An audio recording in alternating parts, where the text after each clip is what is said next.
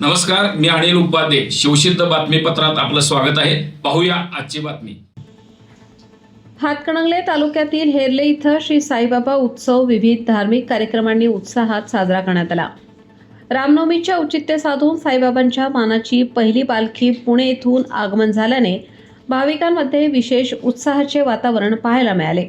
या उत्सवाचे आयोजन कैलासवासी पापा उर्फ सर्जेराव रामचंद्र जाधव यांच्या आशीर्वादाने ग्रामपंचायत सदस्य राकेश सर्जेराव जाधव, साईबाबा मित्रमंडळ आणि साई गणेश मित्रमंडळ यांच्या वतीने करण्यात आले होते. रामनवमी निमित्त शिर्डी येथून आणलेल्या पादुकांचे पारंपरिक पद्धतीने पूजन करून भव्य पालखी सोहळा संपन्न झाला. हेरले फाटा इथून सुरू झालेली पालखी गावातील मुख्य मार्गावरून फिरून साई मंदिरात आली.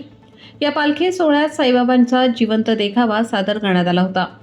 साईबाबांची वेशभूषा वडणगेच्या उत्तम नवले यांनी साकारली, तर म्हसापतीची भूमिका संजय जाधव आणि फकीरची भूमिका किरण माळी यांनी साकारली होती.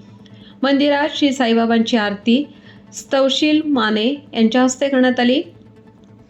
यावेळी जिल्हा परिषद सदस्य आतिश शिंगे, राजेश पाटील, पोलीस पाटील, नयन पाटील, पंचायत समिती सदस्य सचिन जाधव, सरपंच राहुल शेटे, उपसरपंच निलोफर खतीब, अशोक मुंडे, अण्णासाहेब चौगुले यांच्यासह विविध क्षेत्रातील मान्यवर उपस्थित होते.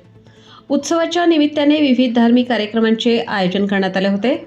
कार्यक्रमाची सांगता महाप्रसादाने करण्यात आली.